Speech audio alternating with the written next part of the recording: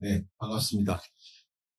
저는 오늘 이제 제목은 인공지능 시대 개인정보 보호주의 정책과제라고 했는데요. 말씀드려야 될 게 아마 요즘 워낙 개인정보 문제가 핫 이슈라서, 예, 얼마 전에 범정부 종합 대책이라든지 저희가 SKT 이후에도 안전관리 강화 대책이라든지 이런 걸 많이 발표드렸지만 오늘은 거기에 대해서 포커스를 좀 맞추기보다는 저희가 인공지능 시대에 맞이해서 개인정보보호법이 좀 개정된 것들이 주요 개정되었고 앞으로 이런 것들을 좀 개정하기 위해서 지금 하고 있는 거, 또 이제 AI 시대가 됐으니까 사실 AI 보안 관점에서 아이덴티티 보안을 많이 말씀하시겠지만 저희가 이런 또 안전하면서 활용할 수 있는 AI를 또 활용하기 위해서 저희가 또 지원하는 신지원 이런 것들에 대해서 주로 좀 소개해 드리도록 하겠습니다.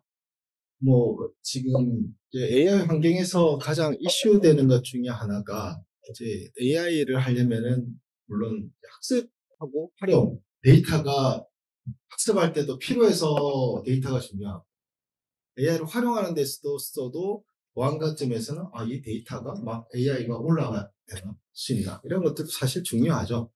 근데 일단 저희가 이제 AI 강국에서는 학습 데이터 관련해서만 좀 보면은 공공이나 이런 데는 데이터를 가지고 있는 데가 공무원이라든지 지방이라든지 이런 데이터, 특히 공공기관 중심으로 많이 가지고 있는데 굳이 이거를 내가 공유를 해야 돼? 공유하려면은 시간과 돈 들여서 내가 이거 공유해서 나한테 돌아오는 게 뭐지? 이런 것들 사실 많이 있고요. 민간에는 내가 가진 원본 데이터를 사실 쓰고 싶은데 수집한 목적으로 쓰면 이게 목적의 이용 제공으로 처벌받는 거 아니야? 이런 것들 해가지고 법적 불확실성도 많고 그걸 해결하려면 복잡하고 막 그렇기도 하죠. 그래서 이제 대부분 인식이 저는 어디 가면 항상 힘듭니다.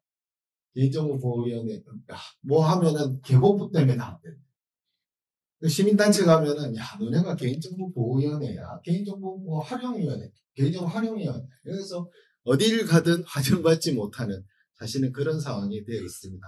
그렇지만 시대가 디지털 시대, 특히 AI 시대가 때문에 저희가 무조건 활용을 강조할 수도 없지만 또 안전만 보호만 강요해서 그럼 근거에만 넣어놓고 쓰지 말아라고 할 수 있는 시대는 아니잖아요. 그래서 이제 이런 급변하는 시대에 맞춰가지고 적절한 이제 법 개정이라든지 제도적 지원이 이제 좀 필요할 것 같다라고 저희들이 이제 보고 있습니다. 좀 전에 지정원 지사장님께서도 말씀하셨지만 이제는 AI가 당연히 이제 일상화가 된 것 같죠. 이제 된 것 같은데 이제 LLM이 항상 화두였다는 게 LLM은 당연히 이제 기본적인 거고 이제 에이전틱, 피지컬 AI 당연히 이렇게 되는 거죠. 특히 에이전틱 AI가 자꾸 하면은 이게 개인정보 처리 관점에서 플레이어들이 많아지잖아요. 그럼 누가 책임을 져야 되고 어떤 포인트들이 접속하고 또 초개인화가 되려다 보면은 많은 정보를 추론도 해야 되고 서로 공유도 해야 되고 개인정보적인 문제들이 갈수록 많이 발생할 수밖에 없습니다. 근데 이제 개인정보보호법은 이런 것까지 다 디테일하게 기술되어 있지 않고 원칙 기반에서 하는 거니까 이런 이제 환경을 잘 분석하고 개인정보보호법 관점에서 뭐가 문제일지를 잘 보는 그런 것들이 더 중요해지는 시점이 되는 것 같고 그래서 이제 새로운 개인정보 침해 리스크 대응 필요성이 증가할 것 같고 아마 여기 계신 분들의 역할이나 이런 것들이 더 중요해지지 않을까 싶습니다. 그래서 이제 이런 것들이 아주 중요하게 지금 되는 상황인 것 같습니다. 그래서 이런 AI 시대를 꼭 해서 저희가 법을 개정한 건 아니었지만 저희가 개인정보보호위원회를 조금 소개시켜 드리면은 개인정보보호위원회가 2020년 8월 5일 날 출근했습니다. 이제 5년도 넘었고요. 저도 출근할 때 과학기술정보통신부에서 이쪽으로 넘어와서 아직까지 이렇게 이제 원년 멤버로서 있습니다. 그때 넘어올 때 행안부에서는 주로 오프라인 쪽에서 부개인정보보호법을 가지고 있었고요. 방송통신위원회에서 온라인 쪽을 담당을 하고 있고 정보통신망법에서 그걸 이야기하고 있었습니다. 여기는 금융권에서도 많이 오셨지만은 금융권에서는 신용정보법에서 따로 있는데 신용정보까지 뭉치지는 못했고 방통위과하고 행안부 거 이렇게 해서 저희가 이제 온라인 오프라인을 뭉쳐서 그 개인정보보호법이 이제 가지고 출범을 했는데 그때는 사실은 신형정보법에 이제 정보통신 특례 부분을 이제 6장으로 해서 따로 분류를 해놓고 있어서 그때는 정보통신 서비스 제공자하고 개인정보 처리자하고 아직까지 별도로 구분되어 있었어요. 근데 그런 것들을 온라인, 오프라인이 그러니까 규제도 서로 틀려요. 동일한 행위에 대해서 어떤 거는 과징금, 어떤 건 과태료. 뭐 이런 것들이 있었고 수범자 입장에서도 내가 이쪽이야 저쪽이야 뭐 이런 것들이 헷갈리기도 해서 그런 작업들을 사실은 진행해서 이제 뭐 23년 4월 달에 저희 법 개정이 완료돼서 최근까지도 이제 시행령 개정 1차, 2차, 3차까지 해서 시행령 개정이 이제 마무리된 상황인 거고요. 그때 이제 주로 이제 당시사 6장의 정보통신 서비스 제공자 특례를 이제 날려버리고 개인정보 처리자로 이제 다 통합했기 때문에 온라인, 오프라인 이제 규제가 일어나됐다고 보시면 되고요. 과징금도 사실은 전체 매출액 3%로 이제 늘었다고 봐야 될 수도 있는데 여기에 이제 업계에 이제 이게 있어서 관련 없는 매출액은 이제 빼줍니다. 근데 저희 개인정보보호위원회 입장에서는 좀 다행이라기보다는 좀 더 훨씬 쉬운 게 그전에는 관련 매출액 3%니까 저희가 관련 매출액을 증빙을 해야 돼요. 과징금을 부과하려면. 근데 이제는 전체 매출액에서 시작하기 때문에 이제 뭐 어떻게 보면은 지금 저희 제재를 받는 데서 들고 와야 되는 거죠. 이거를 우리는 이거 관련 매출액 없어요. 이러니까 저희가 입증하는 데 있어서 그런 노력이 많이 줄었기 때문에 그만큼 됐고 그래서 뭐 SKT 같은 것도 저희가 관련 매출액을 찾는 게 아니라 전체 매출액을 시작해서 뭐 이런 단계를 거쳐서 뭐 이렇게 되는 거고요. 이제 뭐 징벌적 과징금 얘기가 막 나오고 있기 때문에 아마 이 과징금에 대해서도 변동이 앞으로 좀 있을 것 같습니다. 지금 이제 뭐 많은 고민을 하죠. 사실은 뭐 확정된 건 아니고 그냥 하나의 아닐 수는 있는데 뭐 보통 징벌적 과징금하면은 저는 상한선 올리라고 보통 많이 할 거잖아요. 유럽은 기본적으로 전체 매출의 4% 가지고요. 중국은 5%입니다.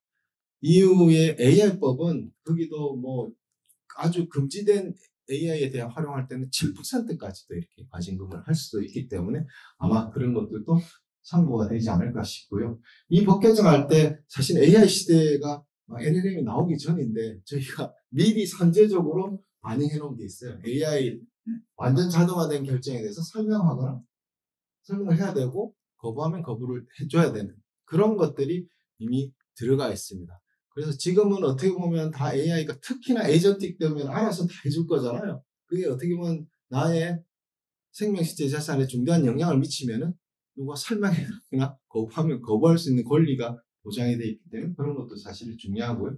지금 자율주행차 로봇 같은 것도 이전에는 이게 영상이라는 게 좀 특성이 좀 틀립니다. 기본적으로 동의를 받아서 수집을 하려고 해도 영상 안에 CCTV 안에 누가 언제 들어올지 모르잖아요. 그래서 저희들이 별도의 25조에 원래는 고정형 CCTV 영상 정보 처리기기에 대한 근거가 있었는데 이게 이동형 요즘 뭐 자율주행이나 뭐 이런 것들 많이 나오기 때문에 거기에 대한 법적 근거를 다 넣었었던 거고요. 그래서 이게 뭐 설명 안 돼 있지만 마이데이터도 이제 원래는 금융 쪽에서 마이데이터만 하고 있었는데 저희가 법을 근거를 여기다 넣어서 일반 분야까지 다 확대해서 마이데이터가 시작을 하고는 있습니다. 그래서 의료하고 지금 통신 분야를 좀 하고 있고요. 원래는 유통 분야도 시작하려고 했었는데 이제 유통 쪽에 이 많은 반대 때문에 유통보다는 좀 천천히 지금 다시 살펴보고 있는 상황입니다. 그래서 뭐 이런 것들에 대해서 이제 법 개정을 했었고요. 이 법 개정을 할 때 저희가 좀 많은 고민을 했던 것 중에 하나가 적법 처리 근거가 너무 동의에 기반이 돼 있어가지고 원래 아까 그 정보통신망법에 따른 개인정보 수집은 다 동의였습니다. 동의받으라고 했고 오프라인 쪽에서는 동의 외에도 뭐 법령상 해야 되는 의무 때문에 뭐 하록돼 있거나 법에 규정해서 이걸 수집할 수 있거나 다양한 근거 규정이 있었는데 그거를 좀 통합을 이제 하나는 했고요. 근데 그래도 일본의 정보 조치에 동의를 받는 경우가 있으니까 무조건 일단 동의 받습니다. 동의 받았으니까 야 너네 책임 야, 근데 동의를 제대로 받는 게 아니라 제대로 고지도 하지 않고 막 이런 되고 있고, 저희가 구글 메타 옛날에 과징금 받은 것도 맞춤 관계에서 동의를 제대로 받지 않았다라고 해서 저희가 뭐 1,000억 가까이 이제 과징금 한 경우가 있고요. 근데 저희가 이게 뭐 당연히 근데 서비스를 할 때 필수적인 것들 동의를 받게 할 필요는 없잖아요. 그게 동의에 대한 피로가 쌓이고 이러면은 그냥 클릭 그렇게 하다 보고 업계에서도 다 동의창 구현하고 이러는데도 돈이 많이 들 수 있기 때문에 저희가 좀 바꾼 것들이 사업 같은 게 사실은 업계에서 가장 중요한 거고요. 원래는 정보 주체의 계약 및 체결에서 불가피하게라고 되어 있기 때문에 내가 온라인 쇼핑몰에서 내가 쇼핑하기 위해서 가입하면 전화번호 주소는 필수잖아요. 그런 것들은 굳이 동의받을 필요가 없는데 이것까지 동의까지 받아야 되거나 뭐 할 필요는 없다. 근데 문제는 그런 거 동의받으면서 곁다리로 다 필수 동의로 받아버려요. 그러니까 필수 동의라는 거 안에 필요 없는 것들까지 막 받아버리니까 문제가 생겼기 때문에 그런 것들을 좀 이제 없애기 위해서 불가피한 경우를 빼버렸습니다. 그래서 정말 계약에 필요한 경우면은 동의 없이도 수집할 수 있도록 됐고, 5번에 보면은 우리가 생명, 신체, 재산이 급박한 경우에는 동의 없이도 수집할 수 돼 있었는데, 이게 소카 사건을 계기로 해서 소카 사건에 납치 뭐 이런 게 있어가지고 그 소카에 뭐 이 빌린 사람이라든지 이런 것들 위치라든지 급하게 필요하게 되는데 보면은 정보 주체 또는 그 법정 대리인이 의사 표시를 할 수 있는 상태에 있어서 사전 동의를 받을 수 없는 이렇게 묻어 있으니까 이 법 적용이 쉽지 않았던 거죠. 그래서 앞에서 다 날려버리고 그냥 뭐 사전 동의를 없는 경우 이걸 삭제해버렸기 때문에 이런 생명시설 재산 경우에는 좀 신속하게 할 수 있도록 하고, 치료는 지금 코로나 때문에 저희가 뭐 많이 이 정보를 했잖아요. 이런 것들에 대해서 좀 뭐 적법한 처리인 걸 때문에 필요하기 때문에 이렇게 했던 거고요. 그리고 개인정보성도 저희들이 좀 개인정보가 상황과 맥락에 따라 좀 달리 봐야 된다고 저희들이 이제 하고 있습니다. 쉬운 예로 말씀드리면은 이렇게 제가 디테일하게 말씀드리면 너무 길게 해야 되는데, 자, 중요한 거니까 개인정보가 자동차 번호판이 개인정보일까요? 아닐까요? 시간이 짧으니까 제가 돌아봤어요. 개인정보일 수도 있고 아닐 수도 있습니다. 그러니까 이전에는 자동차 번호판도 다 개인정보로 봤어요. 근데 자동차 번호판이 아니라 자동차 번호죠. 근데 자동차 번호는 일반인들이 보기에는 그 자동차 번호만 가지고는 개인에도 관련된 정보를 구하기가 쉽지 않죠. 그냥 랜덤한 넘버일 수밖에 없잖아요.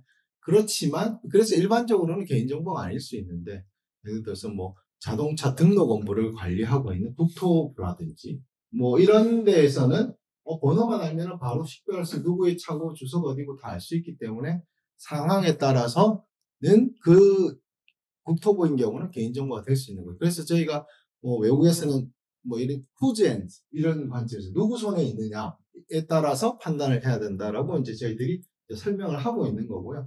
이것도 저희 법에 아까 이거는 23년 법에 개정된 게 아니라 20년 저희 개인정보 보호를 통합하면서 법 개정할 때 저희가 개인정보 보호 정의에 보면은 이제 뭐 식별 가능성이 있는 정보 하면서 다만 뭐 시간, 비용, 기술을 합리적으로 고려해서 이런 식별 가능성을 판단한다라고 했기 때문에 이런 조항을 그래서 이제 집어넣었어. 그 전에는 웬만하면 다 개인정보 이런 식으로 해서 사실은 다 뭐 동의받거나 이게 힘들었죠. 그래서 이제 이런 것들을 좀 유연하게 좀 바꿨고요. 또 수집한 거에 따라서 이 목적으로 했지만은 좀 유사한 목적이거나 하면은 좀 바로 좀 더 확장해서 쓸 수 있게 해서 뭐 15조 4항, 17조 4항을 해서 합리적으로 지원할 수 있도록 그래서 저희들이 좀 뭐 사전 적정성 뒤에 좀 설명을 드리겠지만은 사실 저 SKT라든지 통신 3사가 이제 보이스 피싱 통합 패턴을 막 분석을 합니다. 이 전화번호는 전화를 엄청 자주 해. 뭐 이런 것들, 보이스 피싱범의 통합 패턴인 것 같아. 이렇게 그 번호는 DB를 막 쌓아놓고 있습니다. 근데 이제 금융 쪽에서 보이스 피싱 예방하려고 하다 보니 이거를 이제 이통사에 물어보죠. 야, 이 번호 혹시 의심 DB에 있니? 뭐 이러면은 의심 DB에 있다 알려주고 뭐 이런 등등해서 공유하는데 여기서 보면은 야, 그러면은 이통사가 가진 저 DB를 은행이나 이런 데 근거 없이 줘도 돼? 뭐 이런 것들에 대한 이제 물음이 생긴 거죠. 목적이 이용 제공이 되는 거 아니에요.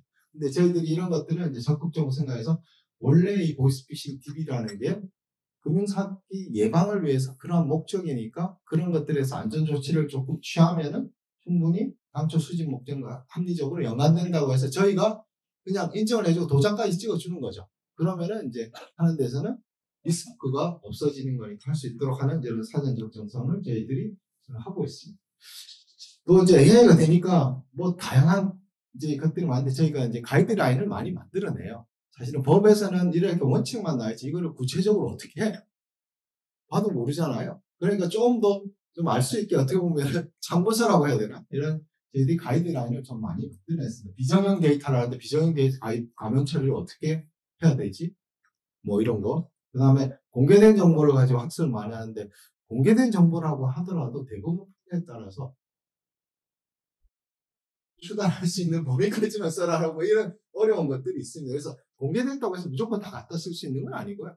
근데 공개된 정보는 저희 개인정보 보호 문제도 있지만 더 큰 건 저작권 문제가 더 사실은 좀 이슈가 되는 것 같고요. 그런 거에 대한 거. 아까처럼 이동형 영상 기기를 그럼 촬영한 거를 어디까지 활용할 수 있느냐 뭐 등등 뭐 이런 것들까지 했고 그다음에 이제 합성 데이터를 이제 수집한 목적 이외로 쓰는 건 제한돼 있으니까 우리가 뭐 학습하거나 다른 데 쓰려면 이런 것 중에 하나가 또 합성 데이터를 만들면은 이거는 개인정보가 아니기 때문에 뭐 이런 것들을 만들어서 생산할 때 쓰는 뭐 유용성이 어떤지 또 이걸 봤을 때 정말 개인정보성이 없는지 테스트할 안전성 이런 것들까지 했고 AI 특히나 이제 AI들 하면은 아까처럼 개발 단계부터 이제 만들고 이용하는 단계까지 리스크들이 많습니다. 학습 데이터에서는 이런 학습 데이터 쓰는 문제. 활용할 때는 이것들이 업로드돼서 뭐 막 나가는 문제 등등 해서 이런 것들이 많기 때문에 저희들이 리스크가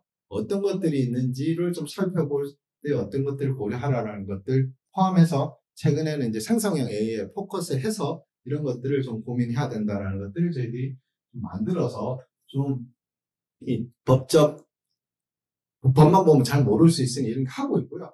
이거 외에도 사실은 참고서 봐도 사실 모르잖아요. 내가 문제 들어갔더니 이거 어떻게 풀어야 되지? 이제 그런 문제에 대해서는 이제 저희가 이제 이런 이제 개별 사안에 대해서 저희들이 좀 지원을 해주고 있습니다. 아까 말씀드렸지 사전 적정성에서 이제 아리까리한 거죠. 아 이게 우리가 뭘 새로운 제품이나 신제품 출시하려고 그러는데 이게 법에 저촉되는 거지. 법에 저촉되면은 보통 실증 특례로 많이 가거든요. 근데 법에 저촉되지 않으면서 우리가 좀 안전하게 법적 리스크를 해결할 수 있는 방법이 없나 싶어서 이제 하는 것이 이제 저희들이 같이 고민을 해주는 거죠. 컨설팅 해주고 아 이래는 안전장치 하면은 문제 없으니 써도 됩니다라고 도장을 찍어주는 거죠. 이제 리스크 없이 하는 거고 이게 진영석 지소님께서 계속 있지만 이게 첫 번째가 사전 적정성이 토스페이 마취.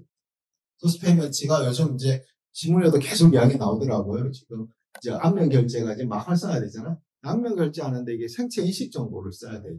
근데 생체 인식 정보는 사실은 또 엄격하게 좀 관리하는데 이게 법상 우리가 이런 서비스 구조 모델이 법상 문제가 없는지 이런 것들을 서로 점검해서 이렇게 하면 문제가 없겠다라고 저희들이 심의를 통해서 해준 거고요. 그 다음에 두 번째 같은 것들도 사실 CCTV도 사실은 엄격 근로자 감시 문제 때문에 사실 이슈가 많아요. 그래서 특정 영역 밖에서는 저희가 이제 고민해서 짝대기 모양으로 이렇게 하다가 위험존에 이렇게 들어가면 그 사람이 헬멧을 썼는지 아니면 뭐 도둑놈인지 봐야 되잖아요. 그런 위험존 설정에서 그 안에 들어오면은 실제 이 사람의 뭐 모습 그대로 원본이 표출될 수 있도록 한다든지 저 얼마 전에는 이제 카카오 이제 카나나 서비스를 이제 할 텐데 그 카나나 서비스도 다 AI가 다 붙어 있잖아요. 이 AI에서 데이터가 어떻게 주고받는지도 저희들이 같이 고민해서 이런 것들에 대해서 사전 적정도 해줬습니다. 이게 이제 뭐 요즘 하고 있는 건데요. 아까처럼 앞에 사전 적정성 법적으로 저희들이 법 안에서 해줄 수 있을 때는 사전 적정이 안 돼. 법이 안 되면은 샌드박스를 통해서도 저희들이 하고 있습니다. 그래서 뭐 보이스피싱 뭐 익시오하고 지금 KT는 보이스피싱 언어탭을 지금 하고 있는데요. 국가수에 있는 보이스피싱 등 데이터를 저희가 2034에 제공할 수 있도록 도와서 그런 것들을 좀 만들 수 있게 하는데 이건 원본이 사실 필요하잖아요. 저희 법에 가명 익명으로 할 수 하면은 사실은 쓸 수 있는데 영상이라든지 음성은 뭐 가명하 익명하면 다 지워버리거나 블러링 처리해 버리잖아요. 이 밑에가 자율주행할 때 왼쪽에 학습하면 이렇게 블러링해서 학습을 해야 되면은 어떤 논문에서는 그 자율주행 성능이 100이라고 하면은 이쪽 왼쪽처럼 블러링한 거랑 오른쪽 원본 할 때 최대 17.6%까지 퍼포먼스 차이가 난다고 합니다. 저희도 운전하다 보면은 그 사람의 얼굴 시선도 사실 중요하잖아요. 보행자들이 이쪽에 보고 있으면 이쪽에 뛰어 들어올 것 같은 것들, 그런 것들이 있겠는데 그런 것들을 학습할 수 없으니 상황이 차이 나서 이런 것들을 저희들이 샌드박스를 통해서 하려고 하고 있고, 이거를 이제 샌드박스를 벗어나 저희 법에 많이 특례를 넣어서 지금 통과시키려고 열심히 하고 있어요. 그것 때문에 제가 지금 요즘 국회에 계속 나가고 오늘도 좀 가야 됩니다. 그래서 이런 것들도 저희들이 해주고 있고요. 앞에서 사전 적정성도 있고, 뭐, 샌드박스도 있는데, 뭐, 이 소음자 입장에서는 내가 이렇게 샌드박스로 가야 되는지, 뭐, 이 사전 적정성으로 가야 되는지, 그냥 단순한 범위에서 이제 모르는 게 많죠. 그래서 저희가 원스톱 창구를 저희 과에서 이제 제가 담당하고 있고, 그러면 이제 그쪽에 뭐 저기 대표 메일이나 전화를 하면은 저희가 5일 안에 원칙적으로 답을 주는 걸로 하고 있습니다. 간단한 건 5일 안에 답을 끝내지만 아까처럼 뭐 사전 적정성으로 가야 될지 샌드박스로 가야 될지 좀 복잡한 거는 일단 담당이 누구고 이렇게 앞으로 처리될 거라고 해서 그래도 빨리 5일 안에 저희들이 이렇게 뭐 알려주는 뭐 이런 것들을 해서 좀 신속하게 지원하는 것도 저희들이 이제 하고 있습니다. 보시면 될 것 같고요. 이제 앞에는 아까처럼 어떻게 보면 지금까지 했던 거 말씀드린 거죠. 가이드라인도 법도 개정을 했고, 그 다음에 가이드라인도 될 수 있으면 많이 만들고, 근데 가이드라인 보고도 잘 모르면은 저희가 아까처럼 샌드박스도 해주고, 뭐 시간의 적정성도 하고, 원스톱도 이렇게 하고 있어요. 근데 이제 앞으로 좀 해야 될 거. 아까 말씀드렸지만 원본을 그러니까 AI 학습에 하고 싶죠. 근데 기본적으로는 내가 지금 이미 가지고 있는 정보인데 이미 아까처럼 수집 목적이 대부분 정해져 있어요. 동의를 받았던 법에 근거가 돼 있던 법에서도 이러이러한 목적으로 이 항목을 수집할 수 있는데 이 목적으로 해서 제한이 돼 있거든요. 근데 그거를 좀 AI 학습에 좀 쓰고 싶다면 일단 목적에를 벗어나는데 목적의 이용 제공 금지 때문에 못 씁니다. 그래서 아까처럼 규제 샌드박스를 실증 특례에만 잠시 쓸 수 있게 해달라든지 뭐 이런 게 있는데 뭐 AI G3 강국 막 이야기하면은 요즘은 그래도 뭐 3개 또는 4개가 가장 중요하잖아요. 뭐 GPU, 뭐 인프라 중요하고 그다음에 사람 중요하고 원래는 이제 요즘 전력도 이제 끼워 쓰더라고. 전력도 이제 엄청 중요하고 또 이제 하나가 데이터가 중요하잖아요. 그런 데이터가 중요하기 때문에 이것들에 대해서 이제 좀 뭐 좀 유연하게 쓸 수 있게 하자. 영상이나 음성이나 이런 이미지들은 가명 익명으로 쓰이면은 퀄리티가 좀 떨어지기 때문에 이런 것들을 좀 잘 쓰게 하자이지만 무조건 또 막 쓰게 하면은 시민단체에서 지금 난리가 납니다. 그래서 이미 수집된 거, 적법하게 수집된 거, 위법하게 어디서 훔쳐와서 쓸 것도 좀 제한 이미 가지고 있는 것들에서 가명 익명으로는 좀 쉽지 않다거나.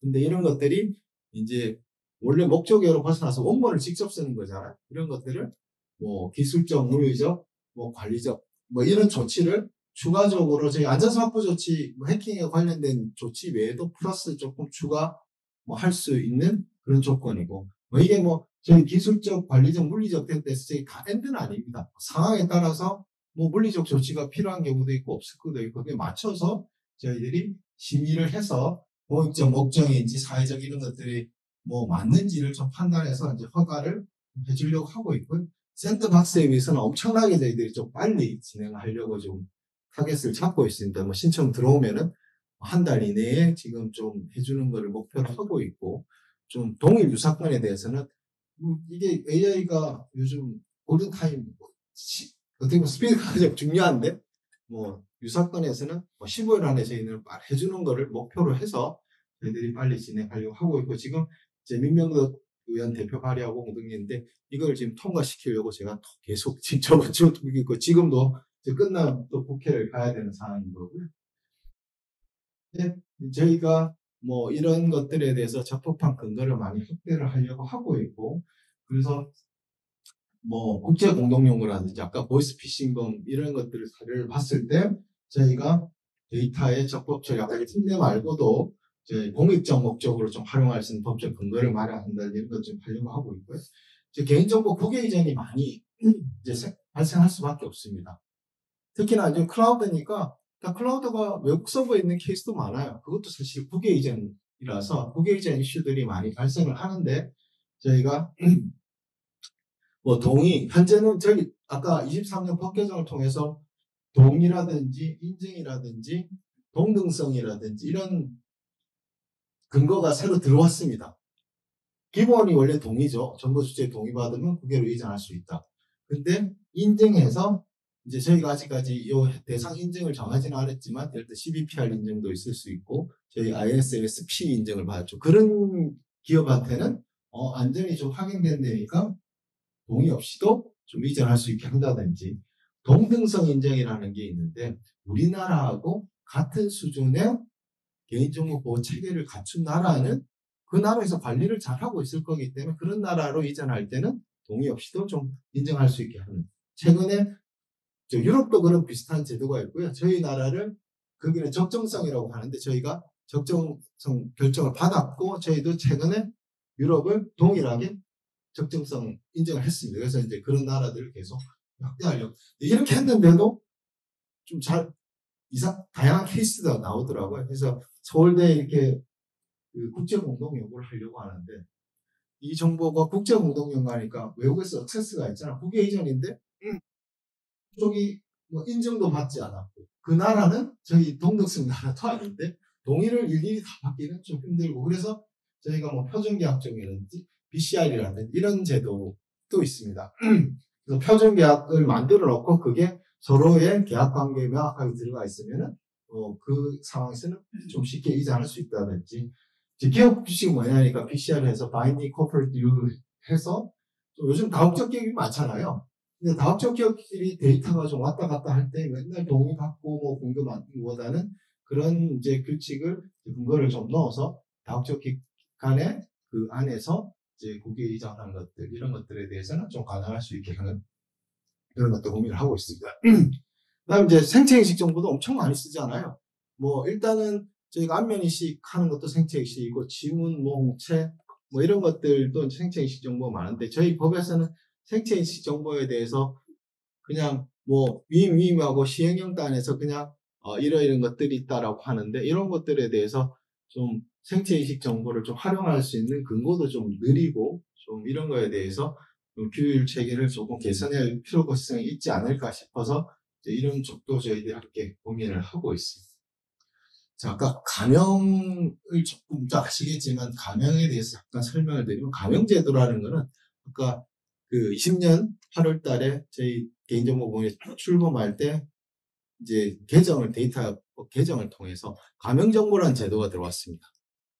지금 아까 특례를 저희가 만들려고 하기 전에 이제 기존에 수집한 데이터를 활용을 하고 싶은데 또 동의받는 건 힘들잖아요. 그래서 이런 것들을 좀 활성화하게 만들어준 게 가명제도인데 가명 처리해서 쓰면은 저희가 세 가지 목적에 한해서는 그냥 쓰게 해주겠다. 통계 목적, 공익적 기록 보전, 과학적 연구. 그래서 과학적 연구도 저희들이 브로드하게 봐주고 있습니다. 그래서 이거를 가명 정보를 해서 써도록 해서 유연하게 좀 풀어주고 있는 게 있는데 그러면 가명 정보를 많이 가진 데서 가명 처리해서 줘야 되잖아요. 아까 제가 서두에 만들지 뭐 예를 들어서 건보공단, 신평원에 엄청나게 많은 데이터들이 있는데 거기서 가명 정보를 제대로 제공 안 하려고 해요. 기술도 없다. 아니면 돈도 없다. 사람도 없다. 줬는데 나한테 돈 오는 게 뭐야. 그래서 저 보시면은 사실은 가명정보 공공기관 엄청나게 많은데 가명정보를 제공한 경우는 2.3%밖에 안 된대요. 신청하면은 310일 걸린대요. 기다려도 죽어요.